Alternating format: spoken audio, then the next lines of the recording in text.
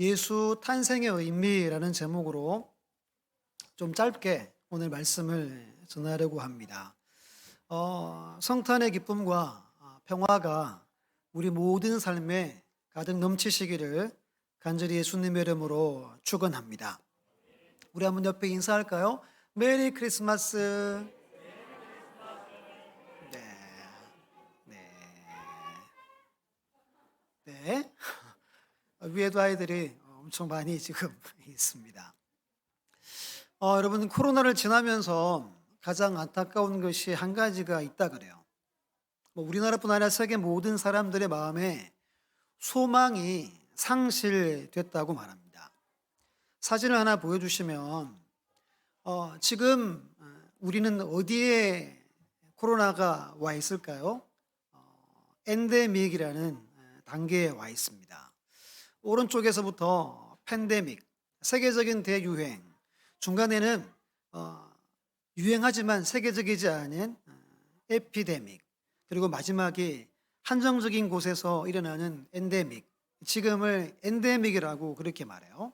규모에 따라서 구분해 주고 있습니다. 여러분, 위드 코로나도 많이 들어보셨죠? 코로나와 함께 더불어 살아간다는 뜻이죠. 이것과 엔데믹이 비슷합니다. 엔데믹이란 말은 풍토병이라는 뜻이에요.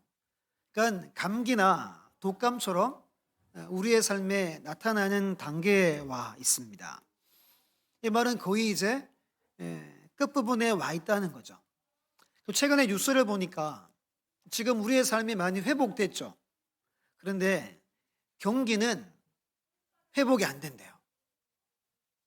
코로나 이전보다 절반도 못 미친대요. 많은 사람들이 이게 풀려지면 많이 찾아올 것이라고 생각했는데 50%도 안 된다는 뉴스를 엊그제 잠깐 봤습니다.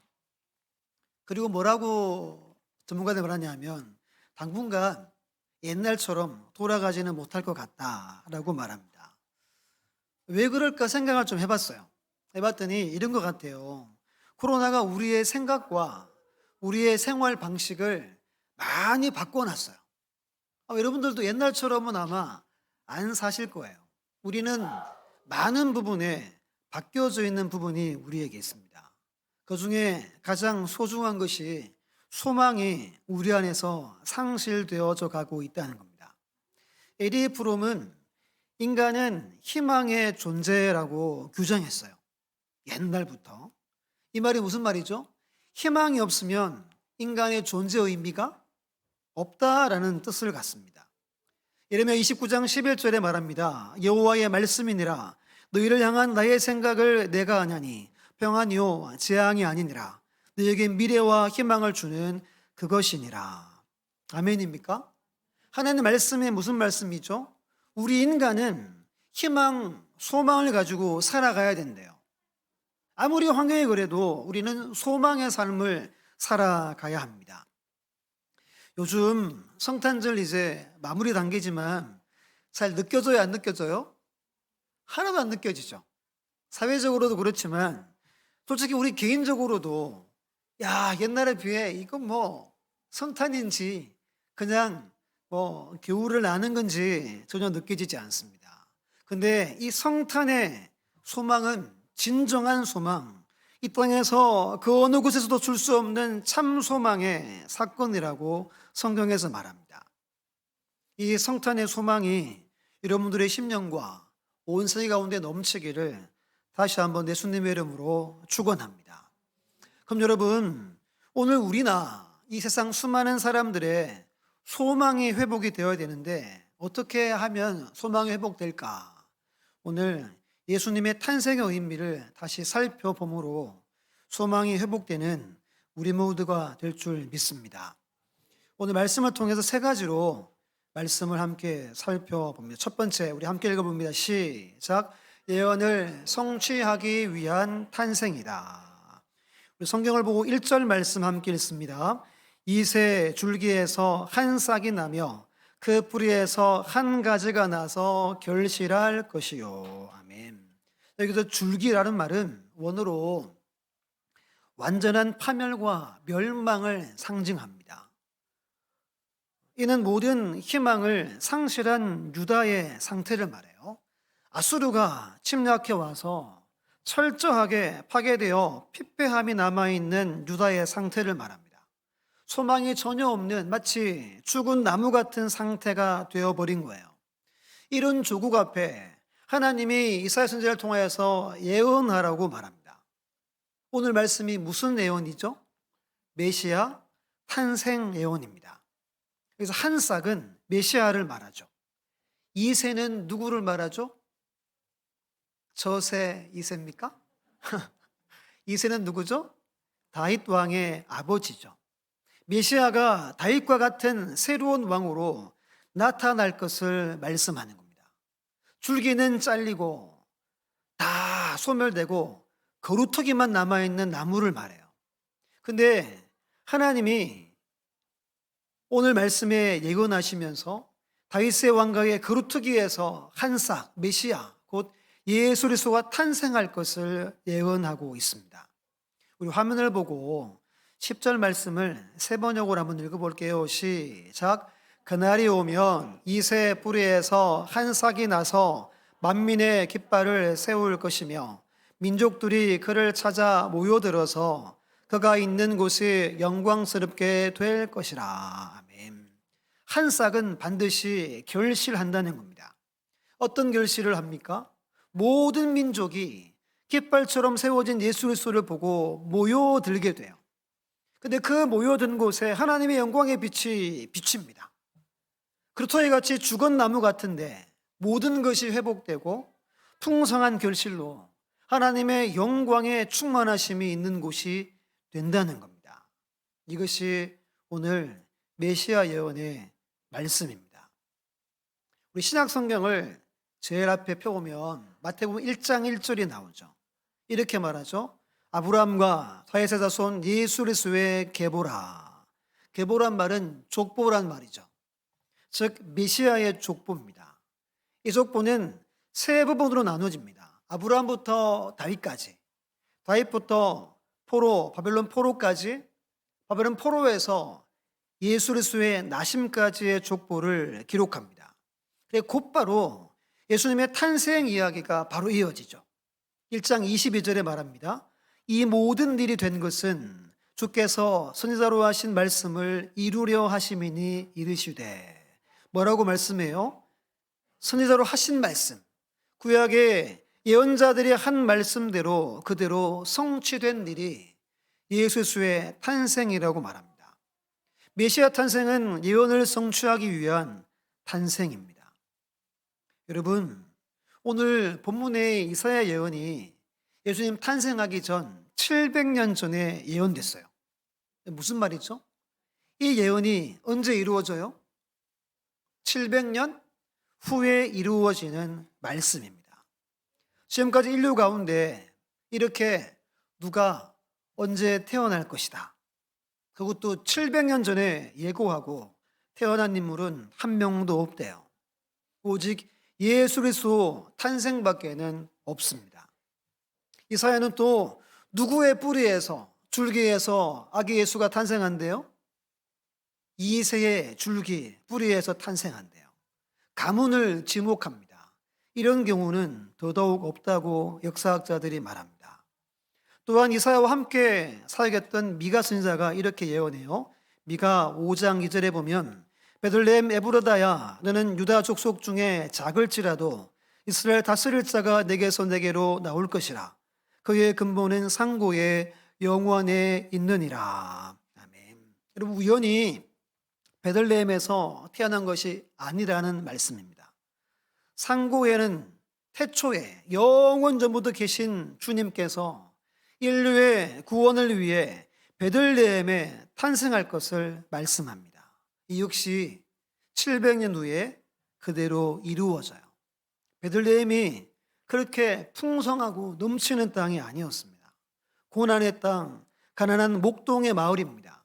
근데 그곳에 우리 예수님이 탄생합니다. 태어날 곳까지 지목한 예언을 우리에게 주고 계시고 그대로 우리 주님이 탄생하신 겁니다. 사랑 여러분, 예수님의 탄생은 우연히 아무런 계획 없이 탄생한 것이 아니라 700년 전부터 예언하시고 그리고 계획하시고 준비하신 놀라운 탄생이라고 말합니다. 이것이 메시아 탄생, 이것이 바로 성탄입니다. 이것을 우리가 믿어요. 예언이 이루어진 탄생임을 믿습니다. 이것이 왜 중요하냐면 이걸 다 믿으시죠? 그러면 한 가지 남은 마지막 예언을 우리가 믿는다는 거예요. 뭐가 남았어요?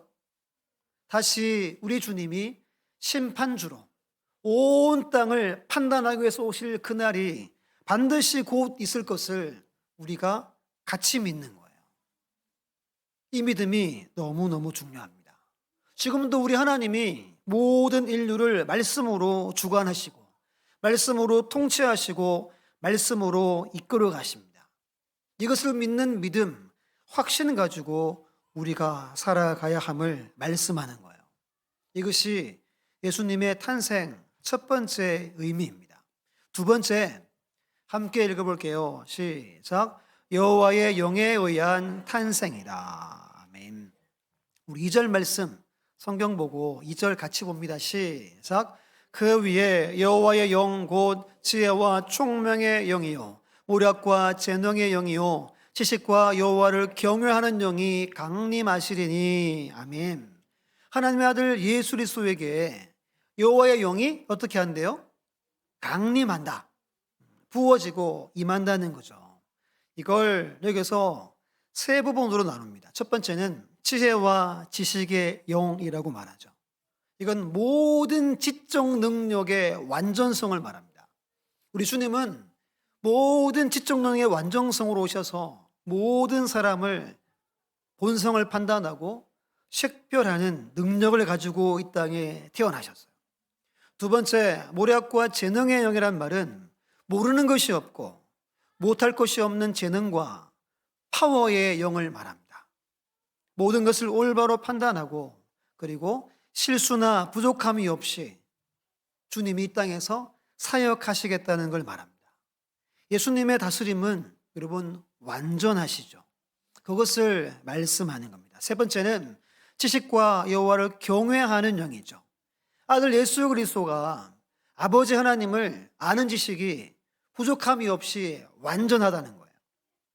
또 두 분은 하나이시죠. 그만큼 아실 정도로 성령의 역사가 있었다는 겁니다.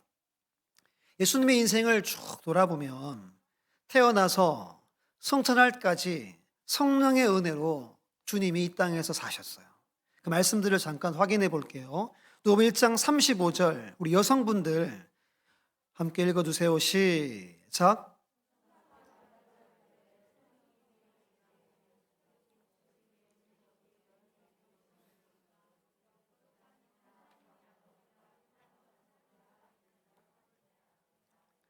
아멘. 성령이 누구에게 임했어요? 마리아에게 임했다는 거예요. 임해서 어떻게 잉태됐어요? 성령으로 잉태돼서 하나님의 아들이 태어났다 이 말이에요. 그 다음 구절 보면 마태복음 3장 16절 우리 남성분들 읽습니다. 시작. 예수께서 세례를 받으시고 곧 물에서 올라오실새 하늘이 열리고 하나님의 성령이 비둘기같이 내려 자기 위에 임하심을 보시더니. 아멘. 예수님이 세례받는 현장에 성령이 무엇과 같이? 비둘기같이 임했다는 거예요. 이 말이 뭐죠? 이제 공생애를 시작하는데 성령으로 시작하신다는 거예요. 그 다음 구절 같이 사도행전 10장 38절 시작. 하나님이 나사렛 예수께서 성령과 능력을 기름부터 타셨음에 그가 두루 다니시며 선한 일을 행하시고 마귀에게 눌린 모든 사람을 고치셨으니 이는 하나님이 함께 하셨습니다. 아멘. 예수님이 선한 일도 하시고 병자도 고치고 귀신도 내쫓으셨죠. 그 모든 사역이 어떻게 이루어졌대요? 앞에 뭐라 그래요? 성령과 능력을 기름 붓듯 하셔서입니다. 예수님의 모든 사역은 홀로 한 게 하나도 없대요. 성령이 임하고 성령이 부어져서 이 놀라운 사역들을 감당했다라고 말씀합니다. 히브리서 9장 14절 제가 읽어볼게요. 하물며 영원하신 성령으로 말미암아 흠없는 자기를 하나님께 드린 그리스도의 피가 어찌 너희 양심을 죽은 행실에서 깨끗하게 하고 살아계신 하나님을 섬기게 하지 못하겠느냐. 이게 무슨 말씀 같아요? 성령으로 말미암아 흠없는 예수님이 십자가를 졌대요. 성령으로 말미암아 십자가를 지셨대요. 이것을 믿으면 죽은 행실에서 깨끗하게 되고 우리가 살아계신 하나님을 섬길 수 있게 되는 거예요. 십자가에 돌아가시는 것도 성령으로 가능했다는 겁니다. 이 마지막 에베소 1장 20절 함께 읽습니다. 시작. 그의 능력이 그리스도 안에 역사하사 죽은 자들 가운데서 다시 살리시고 하늘에서 자기의 오른편에 앉히사. 아멘. 이건 아시겠죠? 성령의 능력이 누구 안에서? 그리스도 안에서 죽은 자 가운데서 부활하게 하시고 하나님 우편에 승천하시는 이 모든 일도 누가 하셨대요? 성령의 능력으로 하셨다고 말씀합니다. 이처럼 예수님의 모든 전 존재, 전 세계는 성령에 의해 성령에 사로잡혀 하나님의 능력의 역사이라고 성경은 말합니다. 탄생부터 승천까지. 이것이 무엇을 의미할까요? 너무너무 중요한데요. 오늘 저와 여러분의 모든 삶 역시 성령으로 시작해서 성령으로 마무리 짓게 하신다는 겁니다. 이것을 믿습니까? 이것을 믿습니다. 우리는 주님의 길을 따라갑니다. 그 길을 한 걸음 한 걸음 나간 우리에게 하나님은 성령을 부어주십니다. 성령으로 충만케 하시고 성령의 능력으로 함께 그 길을 가게 하시겠다는 거예요. 이 얼마나 중요한 의미입니까? 우리는 무엇을 구하며 살아야 된다는 거죠? 늘 틈날 때마다 성령을 구해야 합니다. 성령의 권능으로 내 삶에 채워달라고 간구하며 살아야 돼요. 그때마다 하나님이 예수님에게 성령을 부어주신 것처럼 우리의 삶에 성령을 충만하게 부어주실 줄 우리는 믿는 겁니다. 이것이 예수 탄생의 두 번째 의미예요. 너무너무 중요하죠? 이제 마지막입니다. 우리 세 번째 함께 읽습니다. 시작. 공의와 평화를 실천하기 위한 탄생이다. 옛날 복음송에 이런 노래 있죠. 세상은 평화 원하지만, 많이 들어보셨죠? 전쟁의 소문도 늘어간다. 이 모든 인간 고통 두려움 그 지겨움 끝없네. 그러나 주 함께 할까요? 여기 계시니 우리가 아들 믿을 때 그의 영으로 하나 돼. 우리가 아들 믿을 때에 그의 영으로 하나 돼. 하날새 우리 모두 다 하날새 우리 모두 다 하날새 우리 모두 다 하날새. 예, 잘하시네요. 이 가사에 세상은 무엇을 원해죠? 평화를 원해요. 아기 탄생의 가장 중요한 목적, 이유가 이 평화를 실현하기 위해 이 땅에 탄생하신 겁니다. 그만큼 평화는 우리의 삶에 중요합니다. 그런데 이 평화를 온전히 누리지 못합니다. 지금 전쟁 중에 있는 우크라이나, 러시아 성탄에도 안 쉬고 퍼부었대요. 수많은 사람들이 이 성탄의 기쁨 가운데 많은 사람이 희생됐대요. 또 지구의 다른 곳에서 끊임없이 다투고 갈등이 끊어지지 않습니다.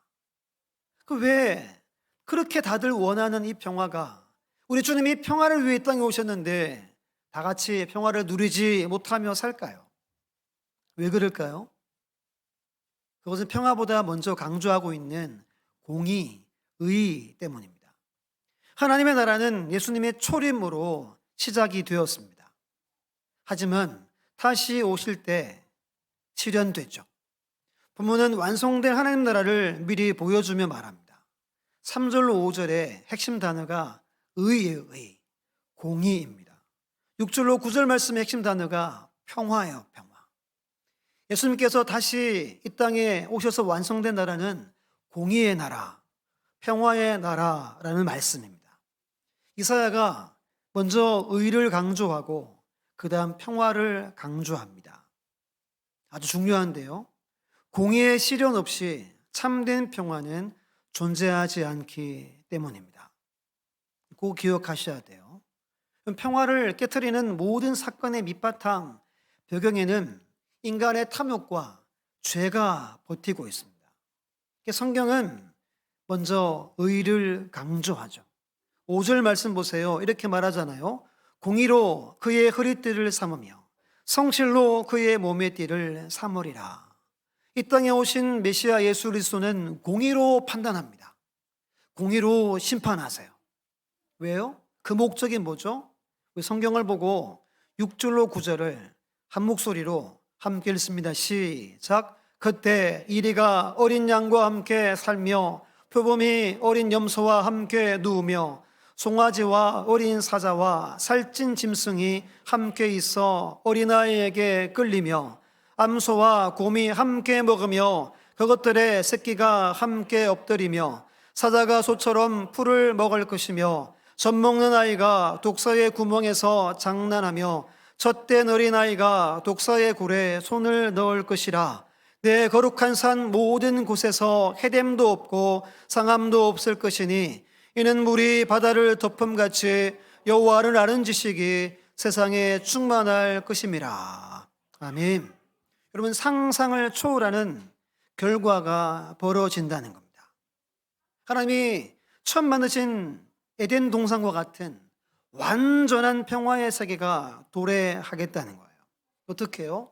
주 예수 그리스도 안에서 완전한 화해와 완전한 평화와 완전한 구원이 이루어진다고 말씀합니다.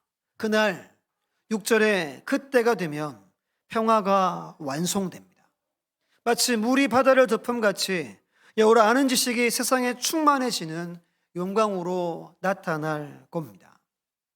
이는 여호와의 말씀이 다스리는 세상, 여호와께서 통치하는 세상이 도래할 것을 말씀하는 겁니다. 여러분, 궁극적으로 우리 주님은 이것을 위해 이 땅에 아기 예수로 오셨어요. 아주 중요한 메시지입니다. 그러면 성경을 한 군데 찾아보고 말씀을 마칠 텐데요.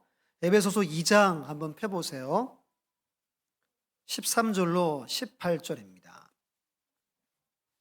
앞에도 나오지만 한번 찾아서 전체를 한번 줄을 한번 그어 놓으세요.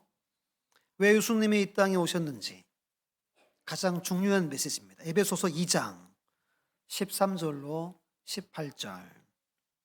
에베소 2장 13절로 18절 우리 한 목소리로 천천히 함께 읽습니다. 시작. 이제는 전에 멀리 있던 너희가 그리스도 예수 안에서 그리스도의 피로 가까워졌느니라. 그는 우리의 화평이신지라. 둘로 하나를 만드사 원수된 것 곧 중간에 막힌 담을 자기 육체로 하시고 법조문으로 된 계명의 율법을 폐하셨으니 이는 이 둘로 자기 안에서 한 세 사람을 지어 화평하게 하시고 또 십자가로 이 둘을 한 몸으로 하나님과 화목하게 하려 하심이라. 원수된 것을 십자가로 소멸하시고 또 오셔서 먼데 있는 너희에게 평안을 전하시고 가까운 데 있는 자들에게 평안을 전하셨으니 이는 그로 말미암아 우리 둘이 한 성령 안에서 아버지께 나아감을 얻게 하려 하심이라. 아멘. 이것을 위해서 우리 주님이 탄생하셨어요. 이 세 번째가 어떻게 보면 가장 중요한 메시지입니다. 그렇다면 여러분, 나는 지금 어떻게 생활합니까? 우리는, 여러분은 어떻게 살고 있습니까? 여호와를 아는 지식이 충만해져 가고 있습니까? 우리 각 사람이 그날과 그때를 경험해야만 합니다. 그런 은혜를 우리는 받아야 하고 그런 깨달음의 순간을 경험해야 합니다. 그런 성령을 우리가 받아야 합니다. 그리고 여호와의 영이 우리 각 사람에게 임해야 합니다. 그래야 이것이 가능하대요. 그러면 어떻게 하면 성령 우리에게 임할 수 있을까요? 그것은 간단합니다. 주 예수 그리스도를 진정으로 나의 구주로 영접할 때, 모셔드릴 때 그런 영적인 성령의 은혜를 우리가 경험하게 되는 겁니다. 그런 성탄절을 맞이하시기를 간절히 소원합니다. 그리고 더 나아가 우리가 세상에 한 싹이 되어 하나님의 일을 하기를 하나님이 원하십니다. 저와 여러분의 일상이 선교적 삶이 되어서 이웃이 열방에 죽게 돌아오는 역사가 있기를 간절히 소원합니다. 우리의 삶의 자리에서 예수 그리스도의 평화가, 예수 그리스도의 영화로운 은혜와 복이 임하길 예수님의 이름으로 축복합니다.